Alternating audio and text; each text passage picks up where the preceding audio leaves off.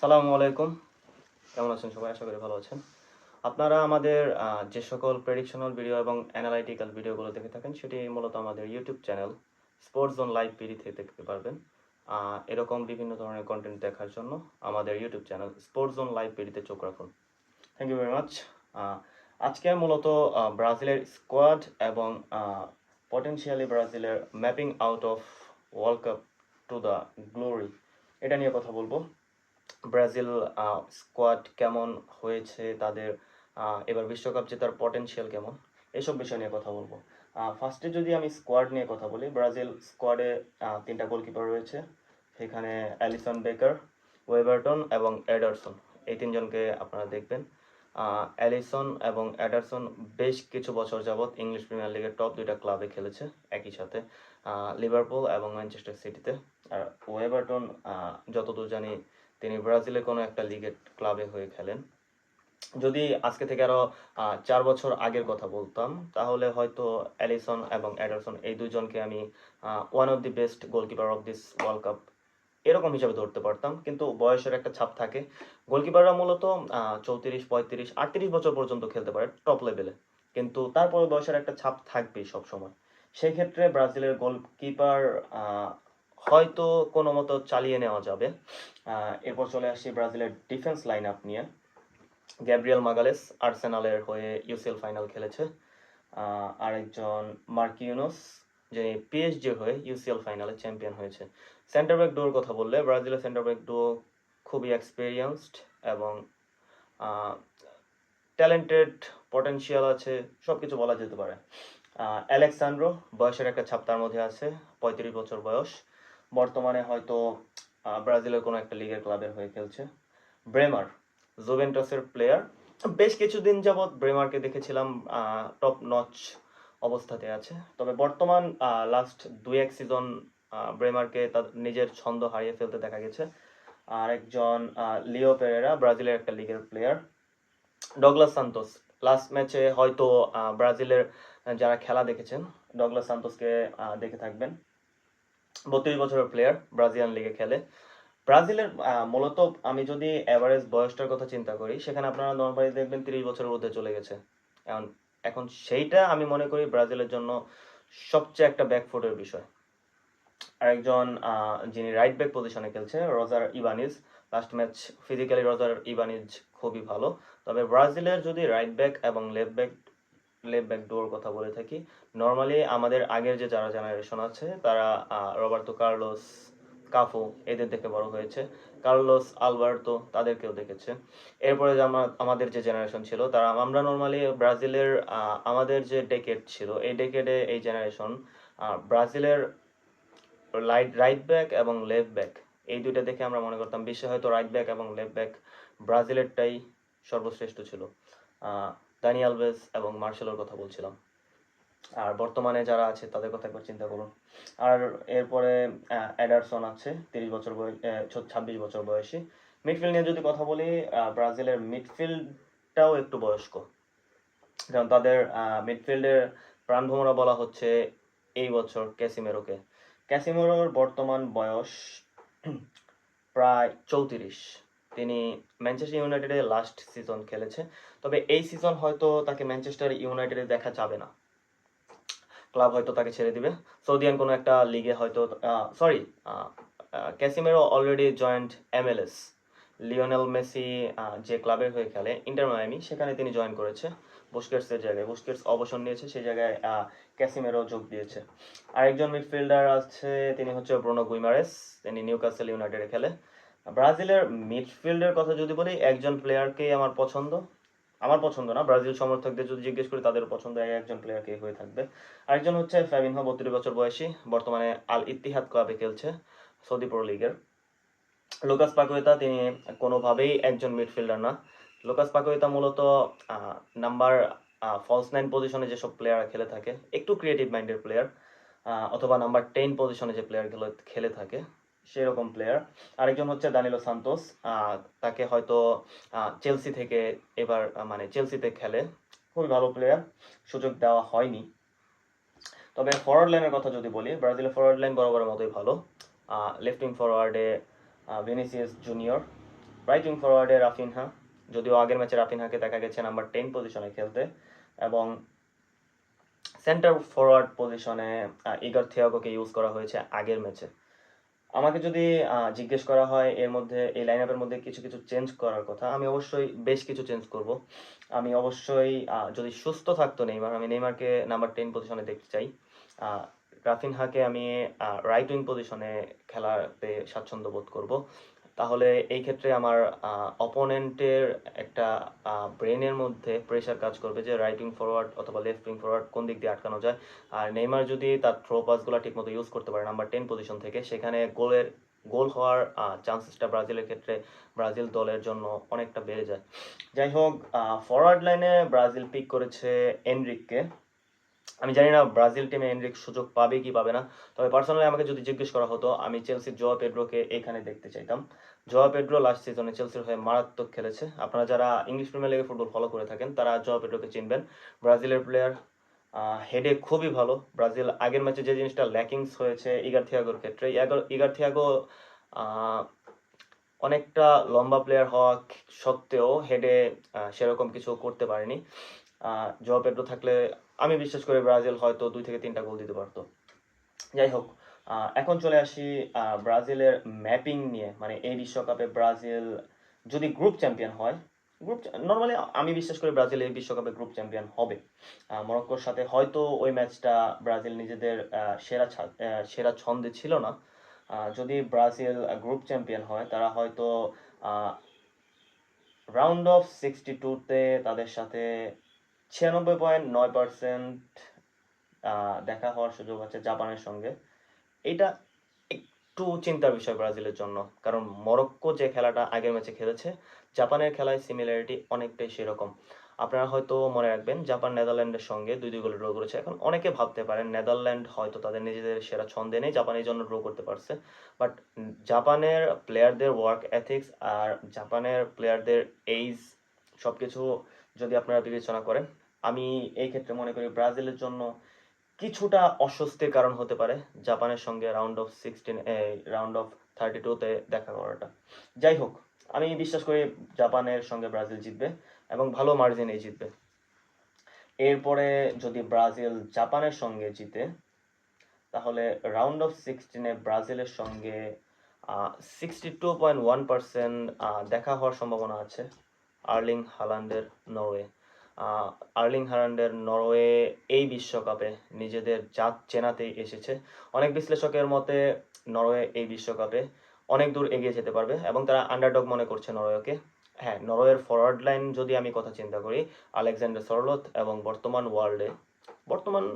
ওয়ার্ল্ডে বলা চলে not one of the best centre forward, the best striker Erling Haaland, এবং তাদের ক্যাপ্টেন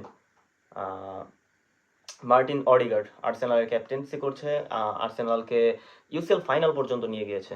যদি এইভাবে চিন্তা করি, তাহলে ব্রাজিলের জন্য নরওয়ে একটা বড় প্রতিপক্ষ হতে পারে। তবে আমার বিশ্বাস ব্রাজিল নরওয়ের সঙ্গে ম্যাচটি যদি জিতে, হ্যাঁ অবশ্যই জিতবে, আমি বিশ্বাস করি ব্রাজিল নরওয়ের সঙ্গে হয়তো ম্যাচটি জিতবে। কোয়ার্টার ফাইনালে ব্রাজিলের সঙ্গে দেখা হওয়ার সম্ভাবনা 38% ইংল্যান্ডের। যদি আমার বাকি প্রেডিকশন অথবা অ্যানালাইটিক্যাল যে সকল বিষয় আছে, আমার না অন্যান্য সবাই যে সকল বিষয় নিয়ে অ্যানালাইসিস করেছে, সেই ক্ষেত্রে ব্রাজিলের সঙ্গে কোয়ার্টার ফাইনালে দেখা হতে পারে ইংল্যান্ডের। বর্তমান ওয়ার্ল্ড কাপে ইংল্যান্ড খুবই ভালো করবে এই বিশ্বাস আমার আছে। ইংল্যান্ডের বর্তমান স্কোয়াড যদি আপনারা চিন্তা করেন, দেখবেন অনেক কিছু নামি দামি প্লেয়ার ইংল্যান্ড বাছাই, মানে স্কোয়াড থেকে বাদ দিয়ে তাদের নিজেদের বেস্ট স্কোয়াড বের করে নিয়ে এসেছে। আমি জানি না ইংল্যান্ড এই বিশ্বকাপে কী করবে, তবে অবশ্যই ব্রাজিলের সঙ্গে ইংল্যান্ডের ম্যাচটা অনেক বেশি টাফ হবে। জাপান এবং নরওয়ের তুলনায় ইংল্যান্ড অনেক বড় প্রতিপক্ষ হতে পারে এই বিশ্বকাপে। এরপরে যদি কোয়ার্টার ফাইনালে ব্রাজিল ইংল্যান্ডের সঙ্গে জিতে, ফার্স্ট অফ অল ইংল্যান্ডের সঙ্গে ব্রাজিলের জেতাটা খুবই কষ্টকর হবে, অনেকটা ইম্পসিবলও হবে। কেন আমি বলছি? ব্রাজিলের লেফট ব্যাক এবং রাইট ব্যাক পজিশনের জন্য। ইংল্যান্ডের রাইট উইং পজিশনে খেলছে বুকায়ো সাকা, ইংল্যান্ডের লেফট উইং পজিশনে খেলছে বার্সেলোনার রিসেন্ট সাইনিং অ্যান্টোনিও গর্ডন এবং বার্সেলোনায় লাস্ট ইয়ার খেলা মার্কাস রাশফোর্ড।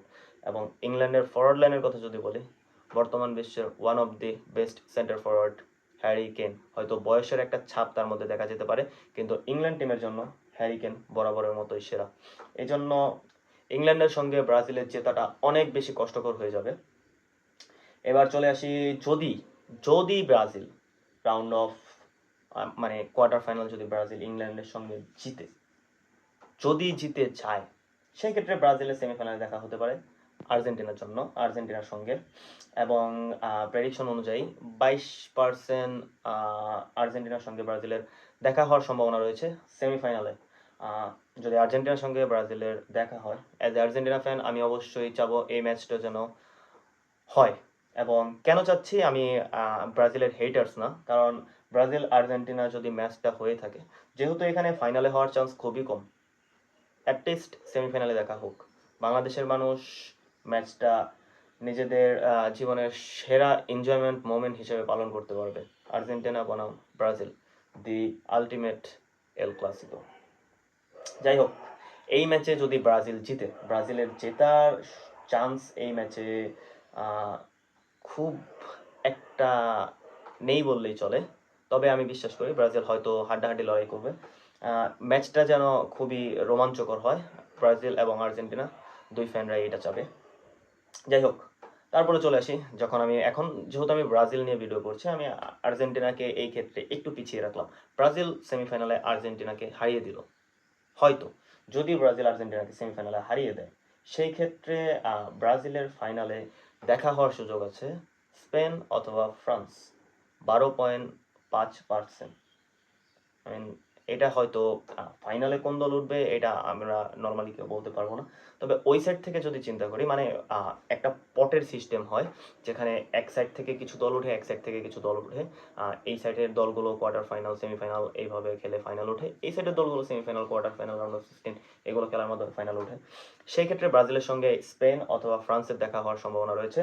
স্পেন এবং ফ্রান্সের সঙ্গে যদি ব্রাজিলের দেখা হয়, আমি যদিও ভিডিও ব্রাজিল নিয়ে বানাচ্ছি, বাকিটা আপনারা চিন্তা করে দেখতে পারেন ফ্রান্স আর স্পেনের সঙ্গে ব্রাজিল পেরে উঠবে কিনা। আমার বিশ্বাস ব্রাজিল ভালো খেলবে। যদি ফাইনাল পর্যন্ত যাওয়ার যোগ্যতা অর্জন করতে পারে, ব্রাজিল বিশ্বকাপ জেতার যোগ্যতাও রাখে। তবে পার্সোনালি আমি যদি আমার অপিনিয়ন শেয়ার করি আপনাদের সঙ্গে, ব্রাজিল এই বিশ্বকাপে হয়তো কোয়ার্টার ফাইনালে বাদ পড়ে যেতে পারে ইংল্যান্ডের সঙ্গে। আমি কেন বলছি, আমি আর্জেন্টিনা থেকে ইংল্যান্ডেরটা টাফ কল বলছি, কারণ আর্জেন্টিনার সঙ্গে যদি ব্রাজিল কোয়ার্টার ফাইনাল খেলতো, হয়তো ব্রাজিল উতরিয়ে যেতে পারতো। তবে ইংল্যান্ডের সঙ্গে এটা অনেক বেশি টাফ হবে। জাপান আর নরওয়ে এই দুইটা দলের সঙ্গে হয়তো ব্রাজিল জিতে যাবে, কিন্তু ইংল্যান্ডের সঙ্গে জেতাটা অনেক বেশি টাফ হয়ে যাবে। এরপরেও ব্রাজিলের জন্য শুভকামনা। যারা ব্রাজিল নিয়ে নিজেদের চিন্তা করেন, অবশ্যই আমিও ভালো চিন্তা করছি, ব্রাজিল এই বিশ্বকাপে অবশ্যই ভালো করবে। যদি ব্রাজিল নিজেদের ছন্দে ফিরে যেতে পারে, হাইতির ম্যাচটা অনেক বেশি ইম্পর্টেন্ট হবে। লাস্টের ম্যাচ স্কটল্যান্ডের সঙ্গে, ওইটার থেকে বেশি ইম্পর্টেন্ট হবে হাইতির সঙ্গে ম্যাচটা, কারণ একটা ম্যাচ ব্রাজিলের জেতাটা খুবই ইম্পর্টেন্ট এখানে নিজেদের ছন্দে ফিরে আসার জন্য। হাইতির সাথে ব্রাজিল অবশ্যই ম্যাচটি জিতবে, তবে আমি পার্সোনালি চাবো নেইমার যেন হাইতির সঙ্গে ম্যাচটিতে ব্যাক করে। আর ব্রাজিলের দুর্বলতার কথা যদি বলি, ব্রাজিলের বেশ কিছু দুর্বলতা রয়েছে। গোলকিপার পজিশন যদি আমি বাদ দিই, গোলকিপার পজিশন আমি ধরলাম না, ওকে ভালো। রাইট ব্যাক দুর্বলতা আছে, লেফট ব্যাক দুর্বলতা আছে। ডিফেন্সে এই দুইটা পজিশনে ব্রাজিলকে ভোগাতে পারে। মিডফিল্ডে ব্রাজিলকে অবশ্যই ভোগাবে। আমি অ্যাজ এ নিউট্রাল ফ্যান বলতে পারি, মিডফিল্ড ব্রাজিলকে, আগের ম্যাচ মরক্কোর সঙ্গে যারা দেখেছেন, ব্রাজিলকে অনেকটা আমাদের লোকাল ভাষায় যারা আমরা লোকাল ফুটবল খেলি, তাকে ইন্দুর বিলাই বলে একটা কথা আছে, ব্রাজিলের সঙ্গে মরক্কো অনেকটা ইন্দুর বিলাই হিসাবে খেলেছে। আর যদি এরকম কম এইজের টিমের সাথে বা অ্যাভারেজ এইজ যাদের 25-26 এরকম টিমের সাথে যদি ব্রাজিলের খেলা পড়ে, মিডফিল্ড কন্ট্রোল করাটা ব্রাজিলের জন্য কষ্ট হয়ে যাবে, কারণ ব্রাজিলের বেশিরভাগ মিডফিল্ডার অনেক বেশি বয়স্ক। আর আরেকজন যদি ব্রাজিল নাম্বার 10 পজিশনে ইউজ করে থাকে নেইমারকে, সেখানে আপনি নেইমারের থেকে বল রিকভারি সার্ভিসটা পাবেন না। আপনি এটাও ধরতে হবে, আপনি নেইমারকে হয়তো অফেন্সে ইউজ করবেন, অথবা নেইমারকে বাদ দিয়ে ডিফেন্সিভ মেন্টালিটির আরেকজন প্লেয়ার ইউজ করবেন। আপনি নেইমারের থেকে আশা করতেই পারবেন না নেইমার আপনার কাছ থেকে নিচে এসে বল কারাকারি করে বল নিচ্ছে, এরকম কিছু। নেইমারের ক্যারেক্টার এরকম না। নেইমার একটা স্কিলফুল প্লেয়ার। নেইমারের কাছ থেকে আপনি এই বল রিকভারি এসব কিছু আশা করতে পারেন না। ওয়ার্ক রেট, আপনি নেইমারের কাছে ওয়ার্ক রেট দেখতে পারবেন না। আমরা যারা বার্সেলোনা ফ্যান, আমরা নেইমারের ক্ষেত্রে ওয়ার্ক রেট দেখি না। আমরা নেইমারের স্কিল, ছন্দ, নেইমারের গোল করার দক্ষতা এইসব দেখে নেইমারের প্রেমে পড়েছিলাম। আমরা নেইমারের ক্ষেত্রে কোনো নেইমারকে পরিশ্রম করতে, নিচে এসে বল রিকভারি করতে, এরকম কোনো কিছু দেখে আমরা নেইমারকে পছন্দ করতাম না। যাই হোক, চলে আসি ব্রাজিলের উইং পজিশন নিয়ে। ভিনিসিয়াস জুনিয়র হয়তো আগের ম্যাচে একটি গোল করেছে, তবে যদি আপনারা নিউট্রাল ফুটবল ফ্যান হয়ে থাকেন, ভিনিসিয়াস জুনিয়রের খেলা আমার পার্সোনালি পছন্দ হয়নি। এমন না যে আমি ভিনিসিয়াস জুনিয়রকে পছন্দ করি না, এই জন্য পছন্দ নেই। হ্যাঁ, আমি ভিনিসিয়াস জুনিয়রকে অবশ্যই পছন্দ করি না, এরপরও তার খেলা আমার পছন্দ হয়নি। রাইট উইং ফরওয়ার্ড পজিশনে ইয়েকে দেখা যায়নি, বার্সেলোনার প্লেয়ার রাফিনহাকে দেখা যায়নি। সেখানে ইউজ করা হয়েছে কিছু সময়ের জন্য পাকুয়েতাকে, কিছু সময়ের জন্য পরে লুইস হেনরিকেকে ইউজ করা হয়েছে। বর্তমানে জেনিতে খেলছে লুইস হেনরিকে। আমি ফ্লামিঙ্গোতে থাকা অবস্থায় লুইস হেনরিকের খেলা দেখেছিলাম, খুবই ভালো মানের প্লেয়ার, রাইটিং ফরওয়ার্ডে খুবই ভালো থাকে। তবে ব্রাজিল রাইটিং ফরওয়ার্ডটা অনেক বেশি ভোগাবে, কারণ রাইটিং ফরওয়ার্ড পজিশন আপনার যখন বেশি প্লেয়ার থাকবে, আপনি কাউকে প্রপার ইউটিলাইজ করতে না পারবেন, সেক্ষেত্রে ব্রাজিলকে ভোগাতে পারে। সেন্টার ফরওয়ার্ড পজিশন নিয়ে যারা ব্রাজিল অনেক আগে থেকে ফলো করে থাকেন, যারা লুইস ফ্যাবিয়ানোর খেলা দেখেছেন অথবা ফ্রেডের খেলা দেখেছেন, ফ্রেড হয়তো অনেকে ভুলে যেতে পারেন ফ্রেডকে, কিন্তু ব্রাজিল টিমের জন্য ফ্রেড অনেক বড় একটা আশীর্বাদ ছিল। ব্রাজিল টিমকে অলিম্পিক জেতানোর ক্ষেত্রে ফ্রেডের অনেক বড় ভূমিকা ছিল। আর 2014-তে ফ্রেড হয়তো এরকম করে গোল স্কোর করতে পারেনি, তবে ফ্রেড ব্রাজিলের সেন্টার ফরওয়ার্ড পজিশনে একটা শেষ ভরসা ছিল। এরপর থেকে ব্রাজিলের সেন্টার ফরওয়ার্ড পজিশন আমি ওইরকম কাউকে দেখিনি। তবে লাস্ট ওয়ার্ল্ড কাপে রিচার্লিসনের পারফরমেন্স টপ নচ ছিল। রিচার্লিসন হয়তো 4 থেকে 5টা গোলও দিয়েছিল ব্রাজিলের পক্ষে। এই বছর রিচার্লিসনকে পিক করা হয়নি, রিচার্লিসনের ফর্মও ছিল না আমি যতটুকু জানি। এভারটন নাকি টটেনহাম কোন টিমে যেন খেলছে বর্তমানে। যাই হোক, সেন্টার ফরওয়ার্ড পজিশন ব্রাজিলকে ভোগাবে যদি এই ক্ষেত্রে ম্যাথিস কুনা তার ব্রাজিলের সেন্টার ফরওয়ার্ড পজিশনটা ধরে না রাখতে পারে। ইগার থিয়াগোকে পার্সোনালি আমি ওরকম চিনি না, ইগার থিয়াগোর খেলাও আমি ওরকম করে দেখিনি। যদি ব্রাজিল ভালো করে ভালো, যদি ভালো না করে এই কিছু ল্যাকিংস পজিশনের কারণে হতে পারে। ব্রাজিলের এই বছর বিশ্বকাপ জেতার সম্ভাবনা 30% বলা যেতে পারে। 70% ব্রাজিল এই বছর বিশ্বকাপ জিততে পারবে না। আমি as a neutral football fan হিসেবে বলছি, আমি কোনো আর্জেন্টিনা ফ্যান বা অন্য কোনো দলের সাপোর্ট করি বা ব্রাজিলকে হেট করি এভাবে বলছি না। যাই হোক, ব্রাজিল সমর্থকদের জন্য শুভকামনা, ব্রাজিলকে সাপোর্ট করবেন, ভালোবাসবেন। দেখা যাক কি হয়। ফুটবল তার থেকে সবচেয়ে বড় ইম্পর্টেন্ট কথা, আমি হয়তো একটা কথা আজকে বলি যেটা সবচেয়ে বেশি ইম্পর্টেন্ট। 4 বছর পরে একবার বিশ্বকাপ আসে। আপনারা কোন দলকে সাপোর্ট করছেন, কোন দলকে করছেন না, এটা একটু সাইডে রেখে এই যে 1 থেকে 1.5 মাস আপনারা ফুটবলটা এনজয় করতে পারছেন। আমি অনেকে জানি, অনেকে হয়তো এরকম করে টাইম পান না, যারা ক্লাব ফুটবল অথবা অন্যান্য ফুটবল ফলো করতে পারবেন। অনেকেই পারে না, কাজের ব্যস্ততা আছে, লাইফে অনেক ইম্পর্টেন্ট কাজ আছে।